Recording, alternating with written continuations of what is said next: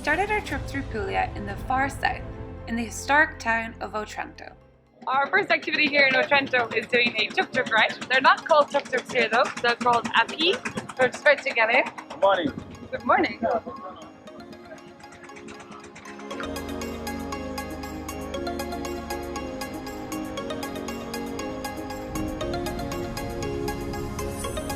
The first stop on our tour is Peleshyan Lighthouse. It's the furthest, most easterly point in all of Italy.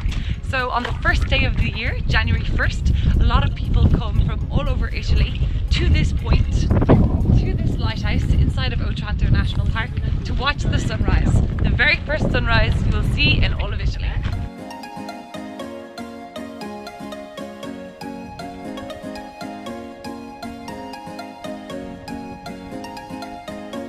They say that on a clear day you can actually see as far as Albania from this lighthouse, which is actually only 65 kilometers away from this part of Puglia.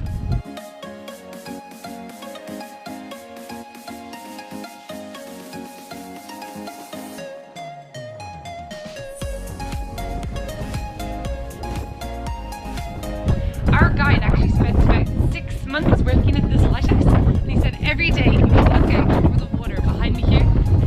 Whales and dolphins jumping in the water. Really? We're gonna have to try one. So this is wild mint, and you can make our mojito wild with mint. this. Yes, it's completely different. It's really similar to the yerba buena in Cuba. It's the same family and really is a typical for real.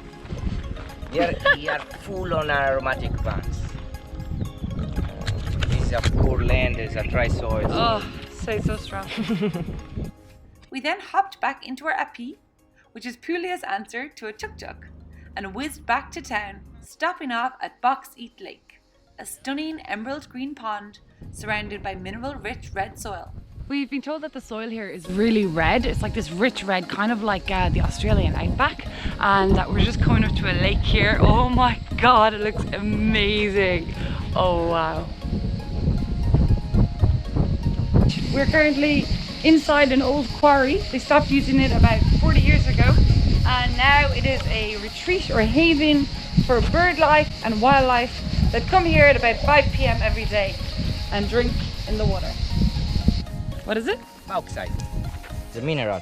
Ah, You see? Thick in the hand. It's heavy. Why it's full inside of iron? yeah, iron. Do you have any iron deficiency? Is it iron that makes drones crash?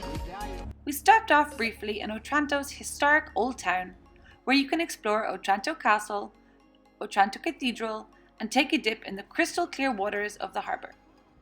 We spent the afternoon driving up the coast, stopping off at Torre Sant'Andrea, a popular swimming and cliff jumping spot a short distance up the coast from Otranto. They say Puglia is pretty well known for its coffee, so we're here in Lecce and they're known for their iced coffee with almond milk. We've just had one, we've shaken it up a little bit. It actually tastes a little bit like a cocktail. Delicious. They like to eat short crust pastry with their coffee. So I'm just going to try one.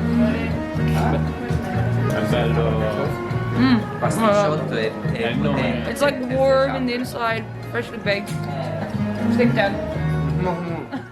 Besides cute coffee shops and an abundance of great restaurants, Lecce is also a very beautiful city to explore on foot, home to a number of impressive buildings and great photo spots.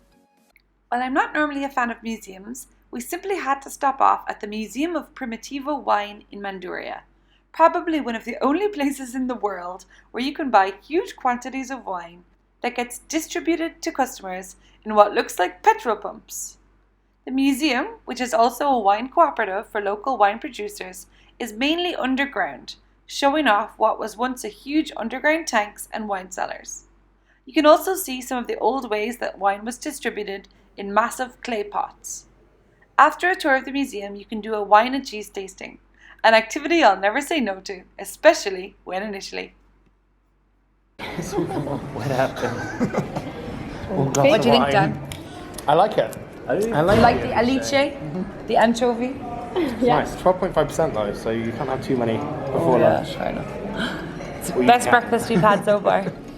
Cheers. Our third glass of wine today. It's only 14.5% though. The next stop on our Puglia road trip was Locorotondo, probably one of the prettiest villages in all of Puglia and a place you'll probably fall in love with. I loved strolling through the quiet streets, past whitewashed buildings covered in flowers, cute cafes and pretty boutiques. You could easily get lost here for a few hours or just sit outside a cafe drinking coffee and watching the world go by. The charming and almost cartoon-like town of Alberobello was probably one of my favourite places to visit in Puglia. Alberobello is famous for being home to hundreds of unique trulli, which are small round homes with a conical stone roof found all over the Istria Valley in Puglia. Walking through the old part of town at sunset feels like a scene from a movie, and at times the cute white homes look like a basis for scenes from the Smurfs. While exploring Alberobello is one way to appreciate the trulli houses, you can also do a cycling tour through the countryside and see some of the more rural trullis, most of which are built entirely out of stone. I loved our morning cycle through the Puglia countryside, past olive groves, viaducts, wildflowers, and gorgeous villas in the country.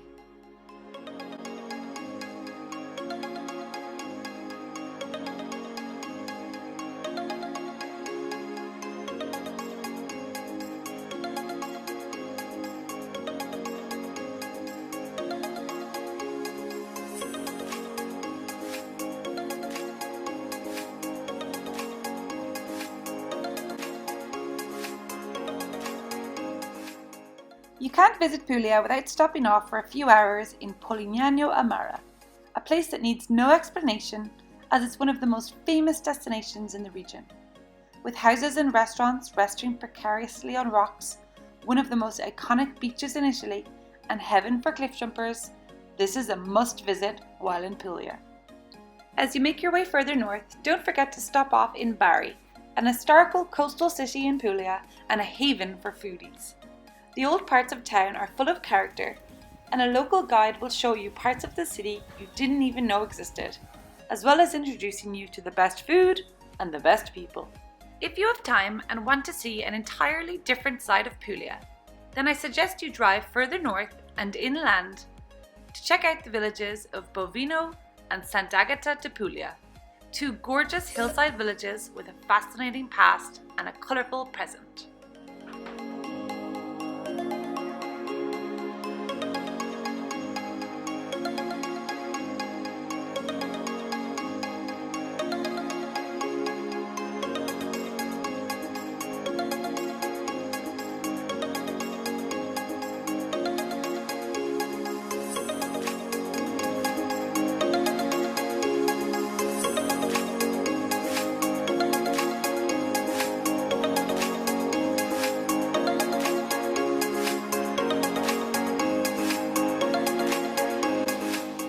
While in Bovino, you can stop off for some traditional home cooking and a tour of a local watermill, an experience we all agreed was one of our favourites while in Puglia, mainly thanks to the delicious homemade pasta dishes. We were given a brief lesson on how to roll the pasta ourselves, then we watched the expert at work before digging into a feast of a lunch in a gorgeous setting. And that's it! 5 fun-filled days exploring Puglia, enjoying local regional dishes, swimming in pristine swimming spots, and exploring historic cities and hillside towns. I hope this guide helps you plan your trip to Puglia, and be sure to check out my other videos for more Italy travel inspiration.